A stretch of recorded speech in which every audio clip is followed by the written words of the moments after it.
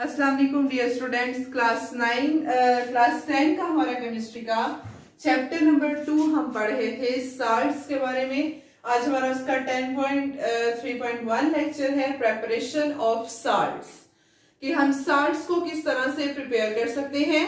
अब जैसे कि हमें पता है कि जो साल्ट्स हैं ये दो तरह के होते हैं। एक सॉल्युबल साल्ट होते हैं जो पानी में हल हो जाते हैं, और कुछ होते हैं इनसॉल्युबल साल्ट्स, मतलब जो हैवी मेटल के साल्ट्स हैं जो पानी में हल नहीं होते, उनको हम इनसॉल्युबल साल्ट कहते हैं। तो सॉल्युबल साल्ट्स की पहले हम प्रिपरेशन देखते हैं। सबसे पहला मेथड है by the reaction of N acid and a metal, कि हमने एक डाइल्यूट एसिड लेना है। हम डाइल्यूट एसिड ही लेंगे, हम स्ट्रॉन्ग एसिड कॉन्सेंट्रेटेड एसिड क्यों नहीं ले सकते। कॉन्सेंट्रेटेड एसिड इस वजह से ले सकते क्योंकि जो स्ट्रॉन्ग मेटल्स हैं, रिएक्टिव मेटल्स हैं, जैसे ग्रुप 1 और ग्रुप 2 के भी मेटल्स हैं, उनके साथ कॉन्सेंट्रेटेड एसिड बहुत एक्सप्लोसिवली रिएक्ट करता है, तो रिएक्शन एक्सप्लोसिव होता है।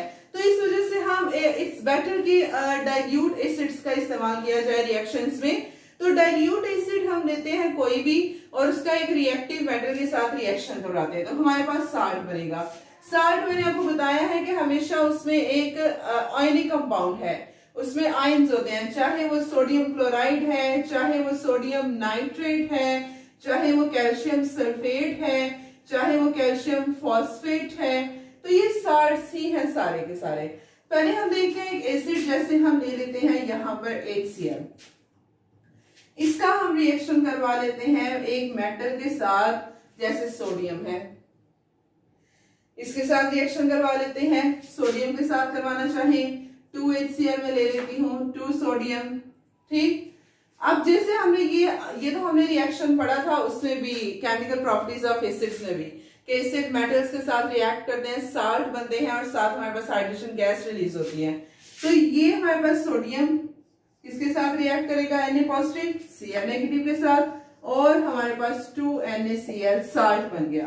सॉल्युबल साल्ट है ना, NaCl पानी में हल हो जाता है, साथ पीछे H2 बची है, और ये हाइड्रोजन गैस लिबरेट कर जाएगी, उड़ जाएगी।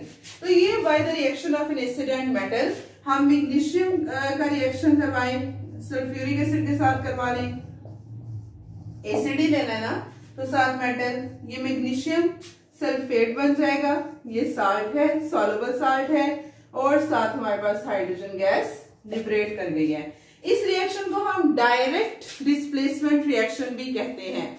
डायरेक्ट डिस्प्लेसमेंट रिएक्शन इसको क्यों कहा जा रहा है, क्योंकि इसमें जो हमारे पास ये रिएक्टिव मेटल है, ये रिएक्टिव मेटल क्या करता है, जो एसिड का हाइड्रोजन है उसको जल्दी से डिस्प्लेस करता है, रिप्लेस करता है, और उसको रिप्लेस या डिस्प्लेस करके तो उसके साथ खुद आकर अटैच हो जाता है। इस वजह से हम इसे डायरेक्ट डिस्प्लेसमेंट मेथड कह रहे हैं, कि ऐसा मेथड जिसमें एक रिएक्टिव मेटल जो एसिड के हाइड्रोजन है उसको रिप्लेस करे और उसकी जगह खुद आकर अटैच हो जाए, उसको हम कहेंगे। सेकंड हमारे पास रिएक्शन है जो कि हमने न्यूट्रलाइजेशन रिएक्शन पढ़ा है, बहुत बार पढ़ा है, by the reaction of N acid with a base, कि एक हमने एसिड है और उसका किसके साथ रिएक्शन करवाया, बेस के साथ, और आपने ये पढ़ा है, इसको हम न्यूट्रलाइजेशन रिएक्शन कहते हैं।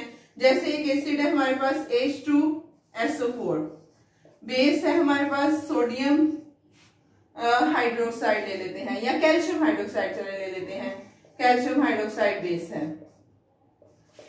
ठीक है, अब हमेशा जो पहला हिस्सा है उसका दूसरा हिस्सा पहले के साथ, अगले के पहले के साथ जरा में जुड़ता है, और इसका पहला अगले के दूसरे के साथ, तो वो कोई नहीं है इतना। अब देखिए ये कैल्शियम है ना, कैल्शियम दूसरे पार्ट के साथ मिलेगा सल्फेट के साथ, क्या बन गया, कैल्शियम सल्फेट, प्लस हमारे पास H2O 2H2O, क्योंकि 2 वाटर के मॉलिक्यूल हैं, 4 हाइड्रोजन है ना, 2 हाइड्रोजन यहाँ पर है, 2 हाइड्रोजन यहाँ पर हैं, तो 2 4 हाइड्रोजन हो गए, 2 ऑक्सीजन है, वो लिख लिए वहां पे 2H2O।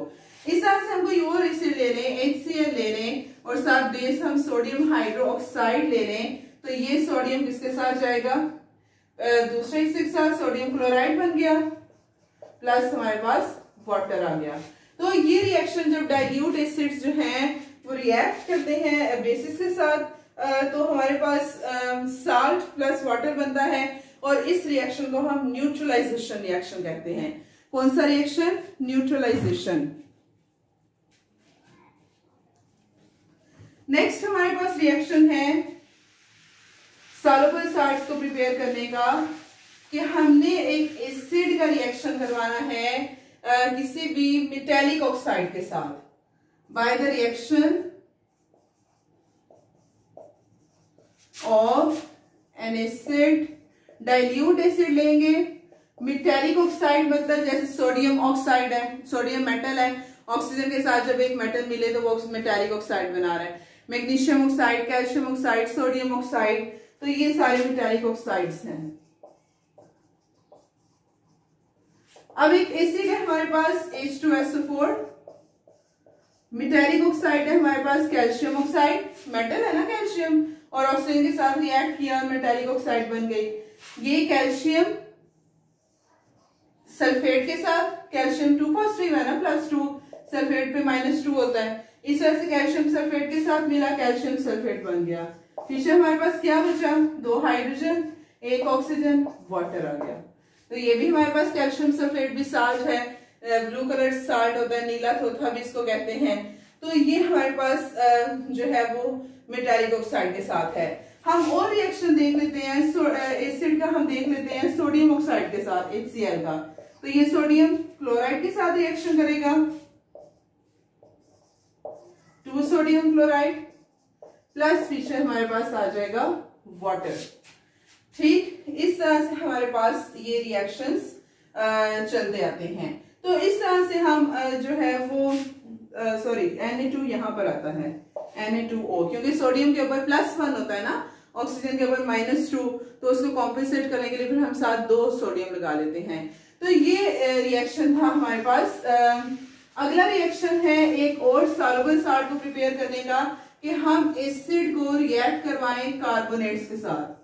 कार्बोनेट जैसे कैल्शियम कार्बोनेट, उसके साथ कार्बोनेट साल्ट्स हैं, उनके साथ रिएक्शन करवाएं। जैसे कि हमारे पास एसिड है H2SO4, इसका हम रिएक्शन करवाएं फॉर एग्जांपल कैल्शियम कार्बोनेट के साथ, तो हमारे पास क्या बनेगा? ये कैल्शियम किसके साथ जाएगा?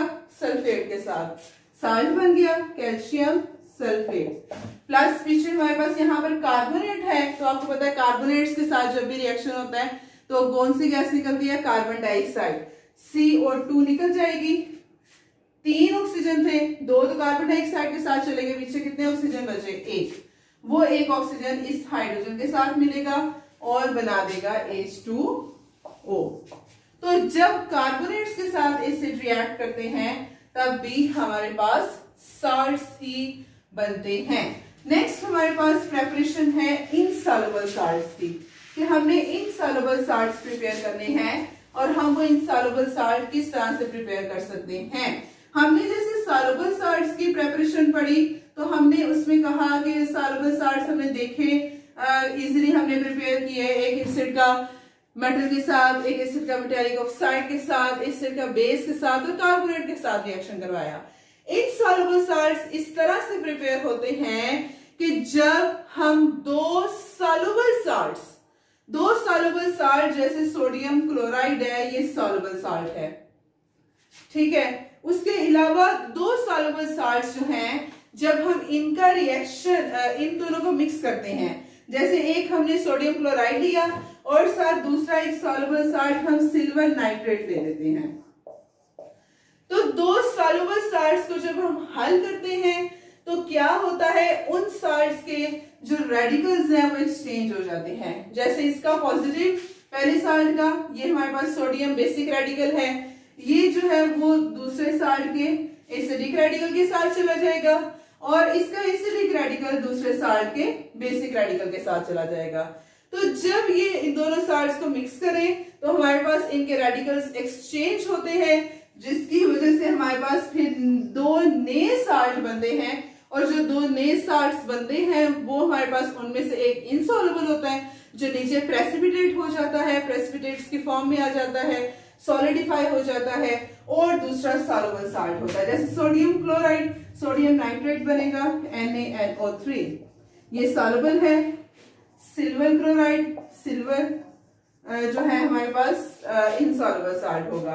तो इस तरह से हमारे पास ये इनसॉल्युबल सॉल्ट को हम प्रिपेयर कर सकते हैं कि हम क्या करें कि जस्ट जो सॉल्युबल सॉल्ट्स हैं उनको मिक्स करें, उनका सॉल्यूशन बनाएं और उससे हमारे पास दो नए सॉल्ट बनेंगे। एक प्रेसिपिटेट कर जाएगा जो नीचे इनसॉल्युबल होगा, और ऊपर से हम जब पानी निकाल लेंगे जो सॉल्युबल है और जो प्रेसिपिटेट किया है उसको भी अलग कर लेंगे बाय थ्रू द फिल्ट्रेशन या कोई और प्रोसेस करना है उसके जरिए।